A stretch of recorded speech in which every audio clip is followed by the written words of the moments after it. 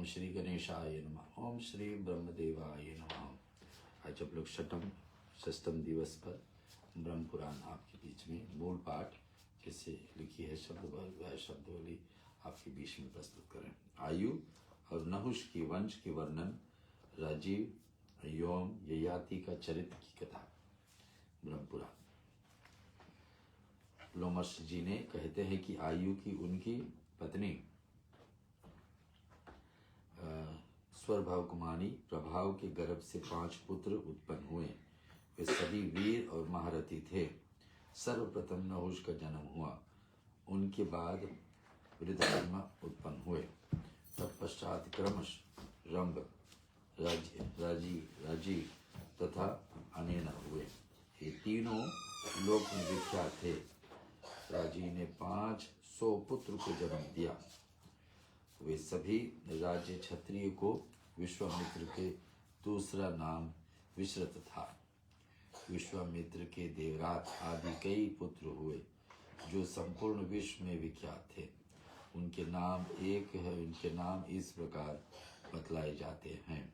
देवरात कात्यायन गोत्र के पर्वतकृति, हिरण्याक्ष, रेणुक, संकृति, गालो, मृदुल, मधुयच्छंद, जय, देवल, अष्टक, कच्छप और हरि, ये सभी विश्वामित्र के पुत्र थे।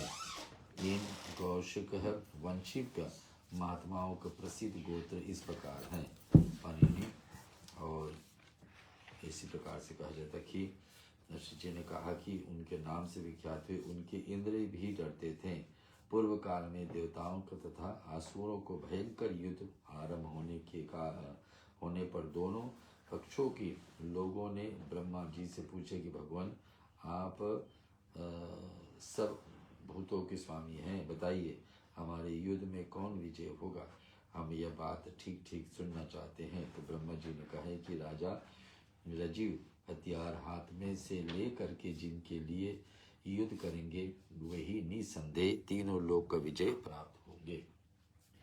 और इस पक्ष में रजी उधर ही धृति थे। वहाँ जहाँ धृति के वहीं लक्ष्मी है तथा जहाँ धृति और लक्ष्मी है वहीं धर्म एवं विजय है। यह सुनकर देवता और दानव दोनों के मन प्रसन्न हुआ। वे राजीव के पास आकर बोले कि राजन, आप हमारे विजय के लिए श्रेष्ठ धनुष धारण कीजिए। तब रजी ने स्वार्थ सामने रख करके अपने यश को प्रकाश में लाते हुए उभय पक्ष के लोगों को से कहा कि देवताओं, यदि मैं अपने पराक्रम समस्त देवताओं को जीत करके धर्मत इंद्र बन सकूं तो तुम्हारी ओर से युद्ध करूंगा। देवताओं ने इस शर्त को पहले ही प्रसन्नता पूर्वक मान लिया। वे बोले, राजन ऐसा ही करो, तुम्हारी मन कामना पूर्ण होगी। देवताओं की यह बात सुनकर राजा रजी ने असुरों से भी वही बात पूछे। तब अहंकारी दानों के स्वार्थ ही सोच करके उन्हें अभिमान पूर्वक उत्तर दिया कि राजन, तुम इस युद्ध के चुपचाप खड़े रहो। हमारे इंद्र तो प्रहलाद ही होंगे। इनके लिए हम विजय करने के लिए प्रस्तुत हैं। देवताओं के फिर कहा, राजन, तुम दैत्य पक्ष का जीत करके देवेंद्र हो जाओ।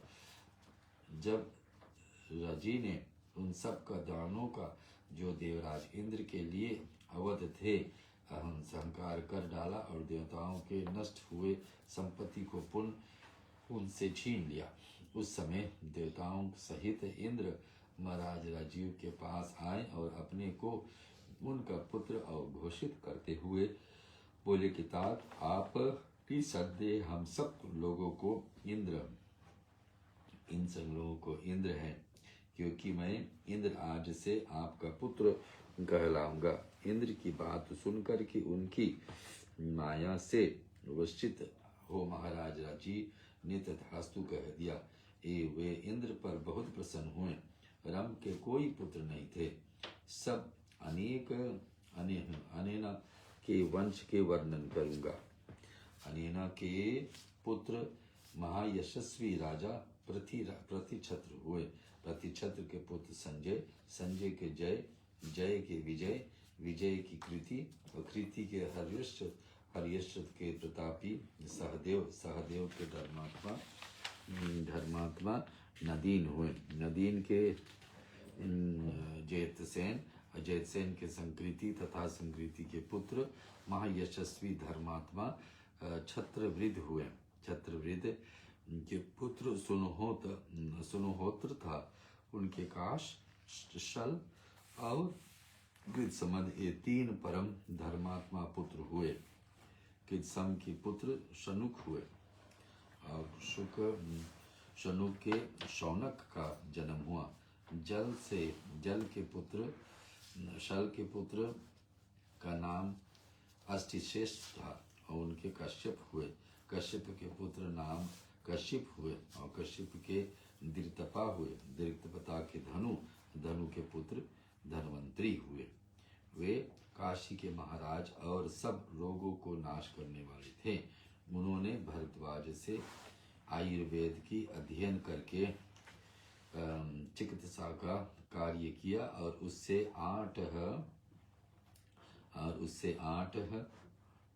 भाग करके शिष्यों को पढ़ाया। धनवंतरी के पुत्र केतुमान हुए और केतुमान के वीर पुत्र भीमरथ से नाम से प्रसिद्ध हुए। भीमरथ का पुत्र राजा यतिनंत हुए जो काशी के सम्राट और धर्मात्मा थे। देवदास के उनकी पत्नी दिशदती हुई। गर्भ से प्रदान नामक पुत्र हुआ। प्रतदन के 2 पुत्र हुए, वत्स और भार्ग। और उस वत्स्य के पुत्र अर्लक और अर्लक के सनती हुए। अर्लक के बड़े ब्राह्मण भक्त और सत्य प्रतिज्ञा थे। संतति के पुत्र धर्मात्मा सुनीत हुए। सुनीत के महायशस्वी क्षेम हुए। क्षेम के कृतुमान हुए। केतुमान के सुकीति हुए। सुकेतु के धर्मकेतु हुए। धर्मकेतु के महारथी सत्यकेतु हुए। सत्यकेतु के राजा विभु हुए। विभु के अनंत अंतर्धान सुकुमार। सुकुमार से धर्मात्मा केतु धृत। केतु के राजा वेणुहोत्र हुए। वेणुहोत्र के पुत्र राजा भार्ग हुए। प्रदन के जो वत्स और भार्ग नामक 2 पुत्र बतलाए गए हैं उनमें से वत्स भूमि और भार्ग भूमि नामक पुत्र हुए थे। कश्यप से कुल में ब्राह्मण, क्षत्रिय और वैश्य जाति के हजारों पुत्र हुए। सब नहुष के संतानों के वर्णन सुनो। अब नहुष के संतानों का वर्णन सुनो श्री ब्रह्म पुराण से। नहुष के उन्नति पत्नी पितृकन्या विरजा के गर्भ से 5 महाबली पुत्र हुए जो इंद्र के समान तेजस्वी थे और उनके नाम से यति, ययाति, सन्याति, अयाति तथा पार्श्वक उन अति श्रेष्ठ थे। उनके ये बाद ययाति उत्पन्न हुए। यति के से कन्या से विवाह किया था और वे मोक्ष धर्म का आश्रय ले ब्रह्म स्वरूप मुनि हो गए। उन 5 भाइयों को ययाति इस पृथ्वी को जीत करके शुक्राचार्य की पुत्री देवयानी तथा असुर कन्या शामिष्ठ को पत्नी रूप से प्राप्त किया। देवयानी के यदु और पूर्व सुकों को जन्म दिया तथा वृषभ की पुत्री समिष्ठा ने द्रुह और अनु तथा पुरु नामक पुत्र उत्पन्न किए। ययाति पर प्रसन्न हो इंद्र ने उन्हें अत्यंत प्रकाशमान रत्न प्रदान किए। उसमें मन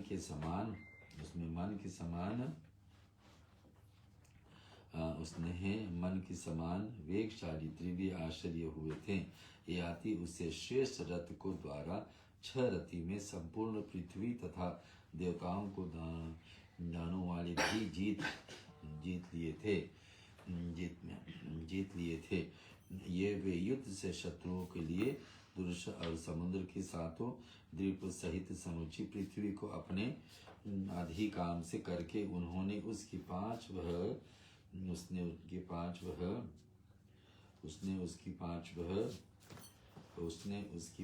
वह याति उसे श्रेष्ठ रथ को द्वारा राति में संपूर्ण पृथ्वी तथा देवताओं को दानों को भी जीत लिए थे। वे युद्ध शत्रुओं के लिए दुरश समुद्र और सातों द्वीपों सहित समूची पृथ्वी को अपने अधिकार से करके उन्होंने उसके 5 भाग किए और उन्हें अपने 5 पुत्रों में बांट लिया। तत्पश्चात एक दिन उन्होंने यदु से कहा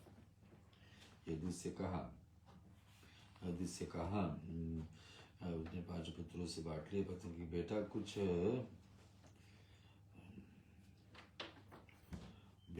है आवश्यकता मुझे तुम्हारी ये व्यवस्था तो चाहिए आज बेटा मुझे चाहिए जो तुम्हारे बुढ़ापा ग्रहण करो और मैं तुम्हारे रूप से तरुण होकर इस पृथ्वी पर विचरूंगा। यह सुनकर कि यदु ने उत्तर दिया, राजन, बुढ़ापा में खान पान संबंधी बहुत से दोष हैं, अतः मैं उसे नहीं ले सकता। आपके अनेक पुत्र हैं जो मुझसे भी बढ़कर प्रिय हैं, अतः युव अवस्था को ग्रहण करने के लिए किसी दूसरे पुत्र को बुलाइए। ऐसे पुत्र को बुलाइए। और याति ने कहा कि जो मूर्ख, मेरा अनादर करके तेरे लिए कौन सा आश्रम है अथवा किस धर्म को विद्वान है? मैं तो तेरा गुरु हूँ, फिर मेरी बात क्यों नहीं मानता है?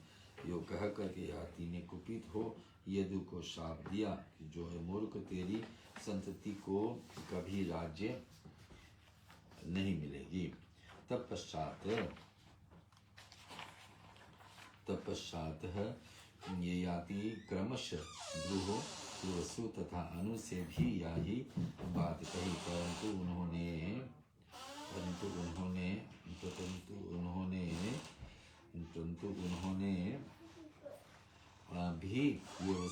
भी युवा अवस्था कर देने से इनकार कर दिया।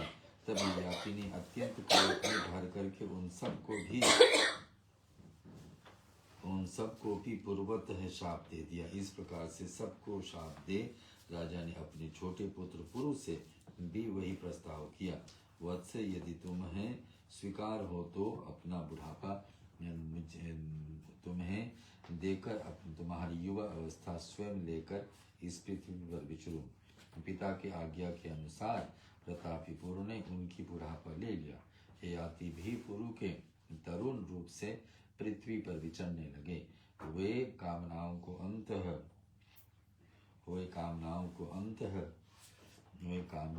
अंत ढूंढते हुए चित्रवत नामक वन से गए और वहां पर विशाची नामक अप्सराएं के साथ रमन करने लगा। जब काम और भोग से तृप्त हो चुके तब पुरु के समीप जाकर उन्होंने अपना बुढ़ापा ले लिया। उस समय ययाति भी उदार प्रकट किया।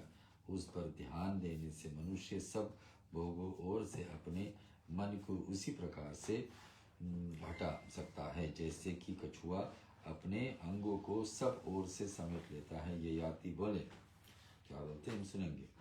हे जात कामान भूपैभोगेन शम्याति हविषां कृष्णवतां भूये एवावीते यत् पिताहं विहीन हिरणं पश्वं सित्रेः नाल केनेकस्य तत्पसमारितं कृतो न गृहाति यदा भावो न कुरुते सर्वभूतेषु पापकम कर्मणां नमनसा वाचः ब्रह्म संपते तदा यदा तेभ्यं न विभूति यदि तत्र मात्रे विवेते यदि नक्षत्र स दृष्टि ब्रह्म समस्त समज्ञतेम तथा दया युतस्तां दुर्मभीषितं न जायते जीर्वता यस्य प्राणिन के रोगस्थं कृष्णानां त्यजतं सुखं जरियतम जीवेण केशाम दंतः चिरवतिम जीर्तनाम धनाशाम जीर्णाशनाम च जितीयस्तम जीर्तनाम यच्च काम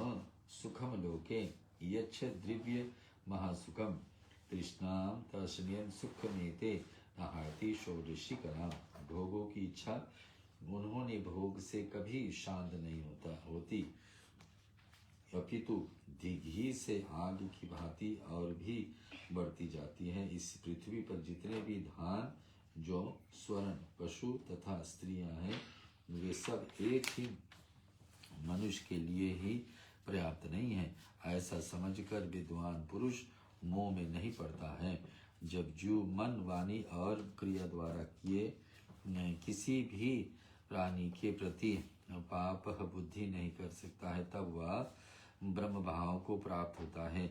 जब वह किसी भी प्राणी से नहीं डरता है तथा उससे भी कोई प्राणी नहीं डरते हैं, तब जब वह इच्छा और द्वेष से परे हो जाते हैं, तब उस समय ब्रह्म भाव को प्राप्त कर लेता है। खोटी बुद्धि वाला पुरुष के द्वारा जिसका त्याग होना कुटित है, जो मनुष्य के बूढ़े होने पर भी बूढ़ी नहीं होते हैं तथा जो प्राणनाशक रोग के समान हैं, उस तृष्णा का त्याग करने वाला को ही सुख मिलता है। बूढ़े होने के मनुष्य बाल पक जाते हैं, दांत टूट जाते हैं, परंतु धन और जीवन का आशा उस समय भी शिथिलित नहीं होती है। संसार जो कामजनित सुख है तथा जो दिव्य लोक को महान सुख है, वे सब मिलकर के तृष्णा क्षय को होने वाले सुख की 16वीं कला का बारंबार भी नहीं हो सकते हैं। जो यो कहकर राजर्षि ययाति स्त्री सहित वन में चले गए, वहां बहुत दिनों तक उन्होंने भारी तपस्या की। तपस्या के अंत में भृगुतुंग नामक तीर्थ के भीतर उन्होंने सतिथि प्राप्त की। महायशस्वी ययाति के स्त्री सहित उपवास करके देह का त्याग किया और स्वर्ग लोक को प्राप्त किए। इति श्री ब्रह्म पुराणे हैं। नाम कथा एवं आयु और नहुष के वंश की वर्णन राजीव एवं ययाति चरित की कथा संपूर्ण। बोलिए ब्रह्मदेव भगवान की जय।